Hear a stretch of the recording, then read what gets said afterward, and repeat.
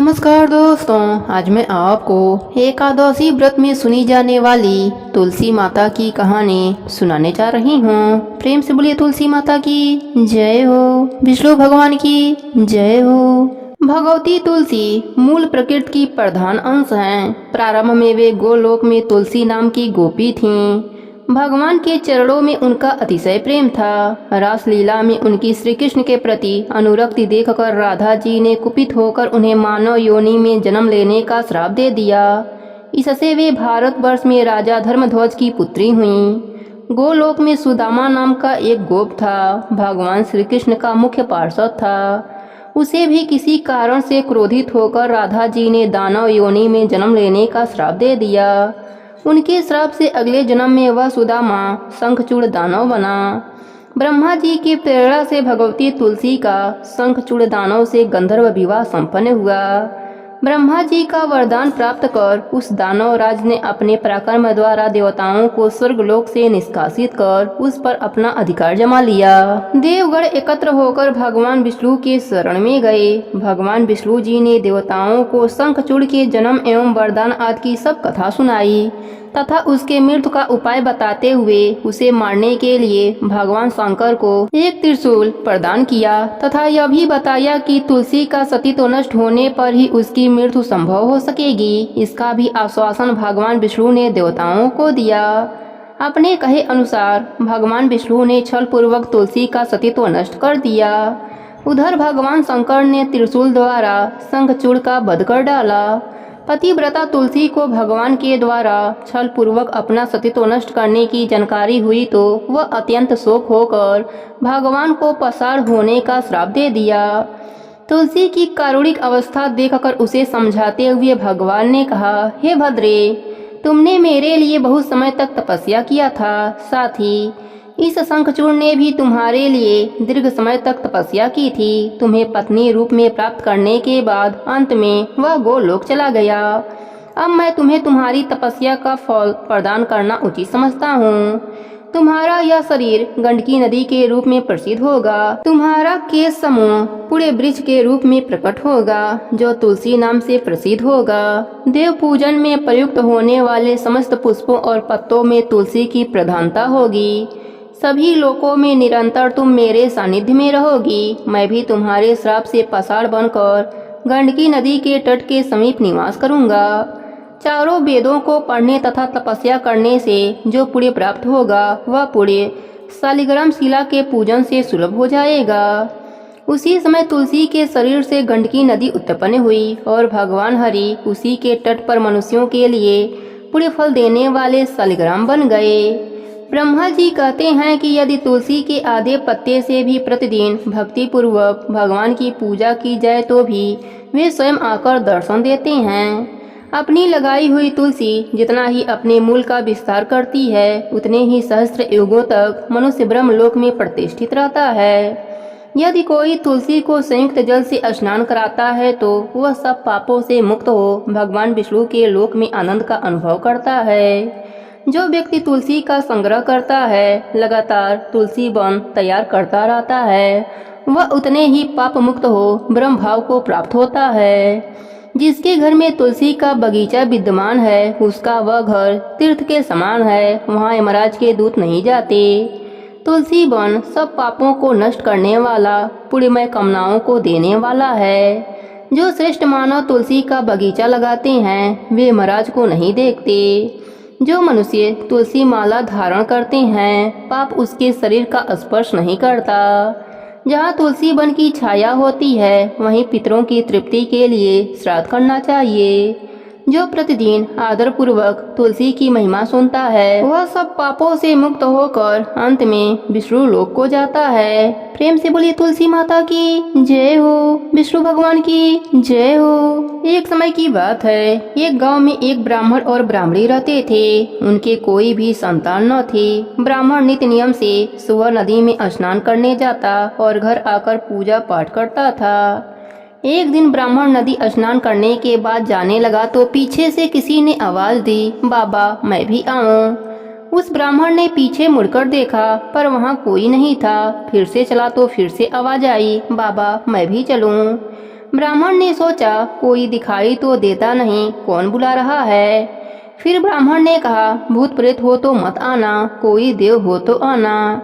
इतने में एक छोटी सी कन्या आई और बोली बाबा मैं भी आपके घर आऊंगी। ब्राह्मण ने उंगली पकड़ाई और उसे घर लेकर आ गया। घर आने पर उसकी स्त्री बोली यह कन्या किसकी है? वह कन्या बोली माँ मैं तेरी हूँ। ब्राह्मणी ने ब्राह्मण से पूछा क्या बात है? ब्राह्मण ने सारी बात बताई। उन दोनों ने उसे बेटी कहकर पुकारा। वह दोनों पति पत्नी बहुत खुश हुए और बोले इसका क्या नाम रखें? ब्राह्मण बोला इसका नाम तुलसी रख देते हैं, यह हमारे आंगन की तुलसी है। अब तुलसी खेलने कूदने लगी। माता पिता भी उसे बड़ा प्रेम करते थे। वह बड़ी हुई तो माता पिता उसकी शादी की चिंता करने लगे। तब तुलसी बोली मेरी चिंता आप मत करना, मुझे तो स्वयं भगवान श्री हरि लेने आएंगे, आप लोग तैयारियां करो। शादी का मुहूर्त निकला। कार्तिक शुक्ल एकादशी के दिन तुलसी जी का विवाह शालिग्राम जी के साथ हो गया। जब तुलसी जाने लगी उनके माता पिता रोने लगे बेटी हम तुम्हें कहाँ लेने आएंगे? तब तुलसी ने कहा माता पिता आप मेरी चिंता मत करना, मेरा ससुराल द्वारिका धाम है, आप जब याद करोगे तो मैं आ जाऊंगी। आप अपने आंगन में तुलसी लगाना, उससे मन को शांति मिलेगी। आंगन की तुलसी को आप सदा हरा रखना, उसकी पूजा अर्चना करते रहना। इतना कहकर तुलसी विदा हो गईं। ब्राह्मण और ब्राह्मणी अपने आंगन की तुलसी की पूजा अर्चना करने लगे। कुछ दिनों के बाद ब्राह्मण और ब्राह्मणी की मृत्यु हो गई। उन्हें लेने विष्णु लोक का विमान आया और वह दोनों ब्राह्मण और ब्राह्मणी वैकुंठ धाम को चले गए। हे तुलसी माता, जैसे आपने ब्राह्मण और ब्राह्मणी पर अपनी कृपा करी वैसे ही अपने सभी भक्तों पर अपनी कृपा बनाए रखना। कहानी अधूरी हो तो पूरी करना, पूरी हो तो मान रखना। प्रेम से बोले तुलसी माता की जय हो, विष्णु भगवान की जय हो। एक समय की बात है, एक गांव में एक भाई बहन रहते थे। बहन बाल विधवा थी। बहन नित्य नियम निभाती थी, धार्मिक विचारों वाली थी, हमेशा पूजा पाठ भजन में अपना समय बिताती थी। नित्य नियम से तुलसी सींचती, तुलसी माता की कथा कहानी कहती थी। इस बात से भाई की पत्नी को बहुत गुस्सा आता। एक दिन उसने तुलसी माता का पौधा उखाड़कर घर के बाहर फेंक दिया और ताने मारने लगी। बहन से भाभी के ताने सहन नहीं हुए। वह अपना तुलसी का गमला उठाकर गांव के बाहर चली गई। भाई जब घर आया तो बहन को घर पर नहीं देखकर अपने पत्नी से पूछा बहन कहाँ गई?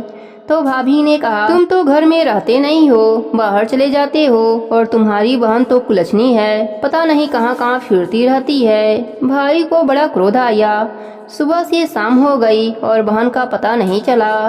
इधर बहन जंगल में जा रही थी, उसे कुछ भी नजर नहीं आ रहा था। वह एक पेड़ की छाया में बैठ गई और वहाँ बैठी बैठी रोने लगी। हे तुलसी माता, मैंने तो कभी भी कोई अधर्म काम नहीं किया, आप ही साक्षी हो और आप मेरी रक्षा करना। तुलसी जी एक बुढ़िया का रूप धर के आईं और उस लड़की से बोली बेटी तुम यहाँ क्या कर रही हो? तो उसने सारी बात बताई। वह कहने लगी नित्य नियम निभाए बिना मैं नहीं रह सकती। तब बुढ़िया माई अपनी माया से एक नगरी बनाई जिसका नाम उन्होंने धर्म नगरी रखा। अब जगह जगह उस नगर की चर्चा होने लगी कि वहाँ एक बहुत ही धर्म की स्त्री रहती है। और इधर बहन के जाते ही भाई भाभी पर दुखों का पहाड़ टूट पड़ा। वह घर घर भिक्षा मांगने लगे।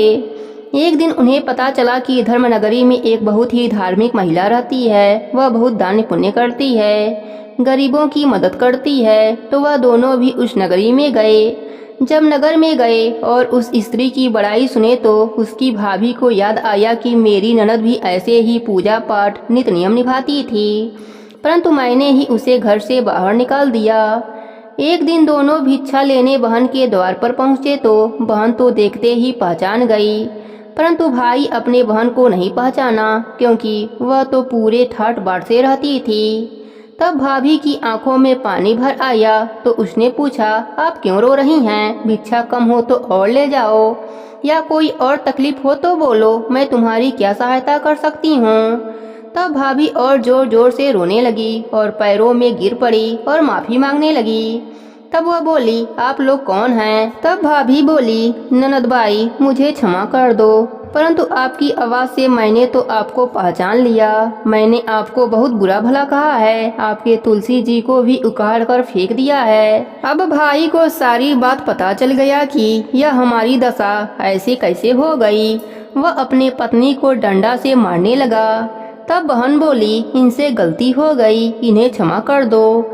मेरी तो तुलसी माता ने बहुत रक्षा करी है, यह सब उन्हीं का दिया हुआ है। तब बहन ने तुलसी माता से प्रार्थना करी, हे माता, जो मेरे भाग्य में हो वह मुझे दे दो और अपनी माया समेट लो। तुलसी माता प्रसन्न हुई, उसे खूब अन्य धन दिया और अपनी माया नगरी को समेट लिया। अब भाई अपने बहन को लेकर अपने घर आ गया। अब उसका घर अन्य धन से भर गया और सब खुशी खुशी से साथ रहने लगे। अब ननद और भाभी मिलकर तुलसी सींचते, तुलसी माता की कथा कहानी कहते। तुलसी माता की कृपा से उनको ये लोक में सुखों की प्राप्ति हुई और मरने के बाद वैकुंठ लोक का सुख मिला। हे तुलसी माता, जैसे आपने ननद पर अपनी कृपा करी, वैसे ही अपने सभी भक्तों पर अपनी कृपा बनाए रखना। प्रेम से बोली तुलसी माता की जय हो, विष्णु भगवान की जय हो।